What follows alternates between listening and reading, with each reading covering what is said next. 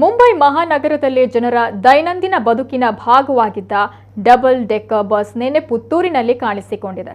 ಮುಂಬೈನ ಬೆಸ್ಟ್ ಸಂಸ್ಥೆಗೆ ಸೇರಿದ ಈ ಬಸ್ ಸದ್ಯ ಮುಂಬೈನಿಂದ ಮೈಸೂರಿಗೆ ಪ್ರಯಾಣ ಬೆಳೆಸಿದೆ. ಶ್ರೀ ಕ್ಷೇತ್ರ ಧರ್ಮಸ್ಥಳದ ವತಿಯಿಂದ ಮೈಸೂರಿನಲ್ಲಿ ಆರಂಭವಾಗಲಿರುವ ಹೊಸ ವಸ್ತು ಸಂಗ್ರಹಾಲಯಕ್ಕೆ ಈ ಬಸ್ ಪ್ರಯಾಣ ಬೆಳೆಸಿದೆ. 2005ರ ಮಾಡೆಲ್ನ ಅಶೋಕ ಲೈಲ್ಯಾಂಡ್ ಬಸ್ ಇದಾಗಿದ್ದು ಇದರಲ್ಲಿ 78 ಜನರಿಗೆ ಆಸನದ ವ್ಯವಸ್ಥೆ ಇದೆ. 1937ರಲ್ಲಿ ಮುಂಬೈ ನಗರದಲ್ಲಿ ಪ್ರವಾಸಿಗರ ಸೈಟ್ ಸೀಯಿಂಗ್ ಆಗಿ ಈ ಡಬಲ್ ಡೆಕ್ಕರ್ ಬಸ್ ವ್ಯವಸ್ಥೆಯನ್ನ ಬೆಸ್ಟ್ ಸಂಸ್ಥೆ ಅಳವಡಿಸಿಕೊಂಡಿತ್ತು.